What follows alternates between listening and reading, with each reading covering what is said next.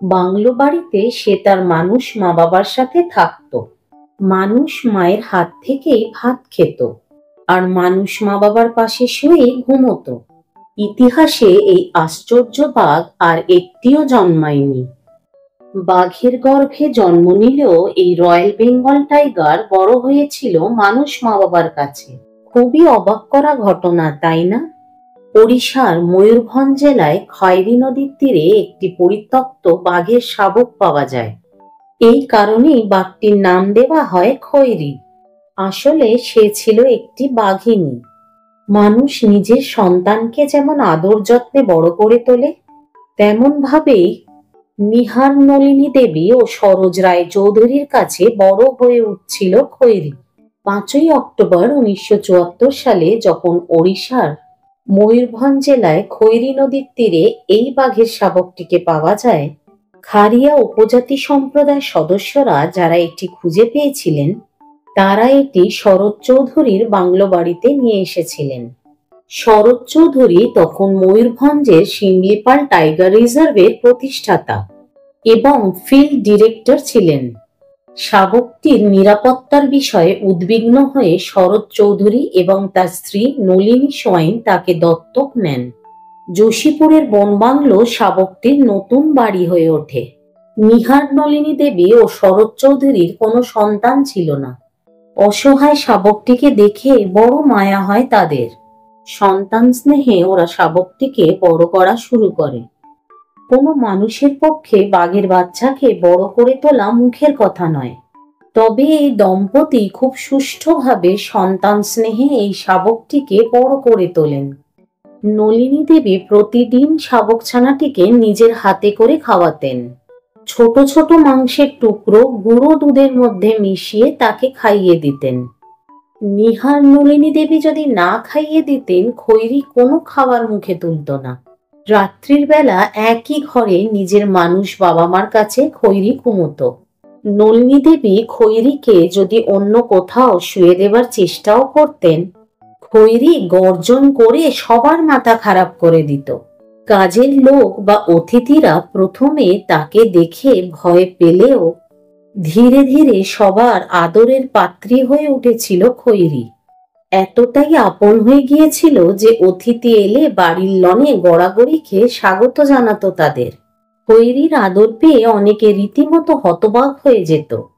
এইখানে খৈরীর সবচেয়ে ভালো বন্ধু ছিল শরৎ চৌধুরীর পোষা কুকুর ব্ল্যাকি। তারা দুজন একসাথে বড় হয়েছে এবং দিনের বেশিরভাগ সময় নিজেদের মধ্যে খেলাধুলো করত। তবে খৈরী যত বড় হচ্ছিল, সরোজবাবু ও তার স্ত্রী বুঝতে পারছিলেন খৈরীকে ফিরিয়ে দিতে হবে জঙ্গলে। তারা চেয়েছিলেন খৈরী যেন তার প্রাকৃতিক পরিবেশে গিয়ে নিজের মতো জীবনযাপন করতে পারে। তারা অনেকবার নিয়ে গিয়ে জঙ্গলে ছেড়ে আসতেন খৈরীকে, কিন্তু সন্ধ্যা হলেই ঠিক চিনে নিয়ে খৈরী ফিরে আসতো বাংলো বাড়ির গেটের সামনে। দাঁড়িয়ে গর্জন করে যেন বোঝাতো, গেট খোলো, আমি বাড়িতে ফিরতে চাই। কিন্তু একদিন খুবই দুঃখজনক একটা ঘটনা ঘটে গেল। একটি জংলি কুকুর খৈরীকে কামড়ে দেয়। মানুষের কাছে বড় হবার ফলে খৈরীর নিজস্ব সহজাত আক্রমণাত্মক ক্ষমতাটা তৈরিই হয়নি। সহজাত প্রতিরোধ ক্ষমতা ছিল না বলেই একটি জংলি কুকুর একটি বাঘিনীকে কামড়ে দিতে পেরেছিল। সেই কামড় থেকে সংক্রমণ ছড়িয়ে পড়ে, আর তা থেকেই জলাতঙ্ক রোগে আক্রান্ত হয়ে মারা যায় খৈরী 1981 সালে। খৈরীর এই হঠাৎ মারা যাওয়ার শোকটা মন থেকে মেনে নিতে পারেননি সরোজ রায় চৌধুরী।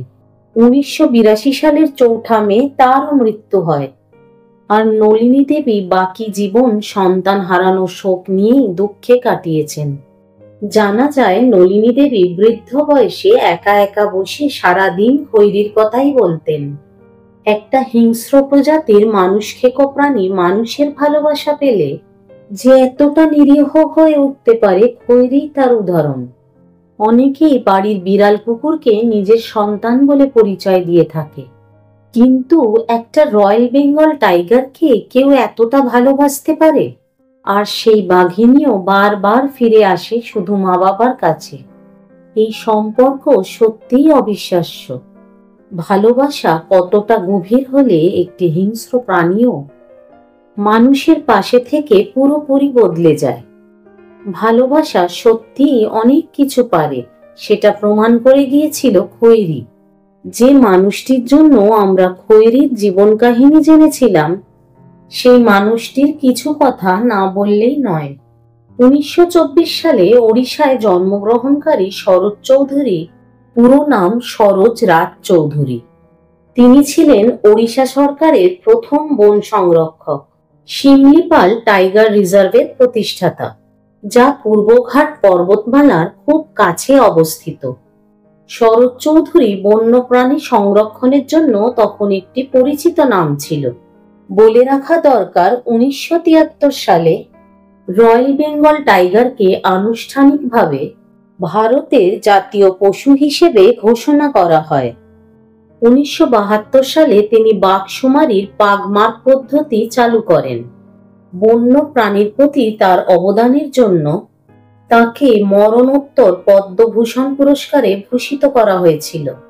একজন মানুষ এবং একটি পশুর মধ্যে এই আশ্চর্যজনক ভালোবাসার সম্পর্ক মানব ইতিহাসের সবচেয়ে বিরল এবং সেরা ঘটনাগুলির মধ্যে একটি। ভালো লাগলে লাইক করো, সাবস্ক্রাইব না করে থাকলে সাবস্ক্রাইব করো, আর অনেক অনেক শেয়ার করো। সকলের কুশল কামনা করে আজকে এখানেই শেষ করলাম।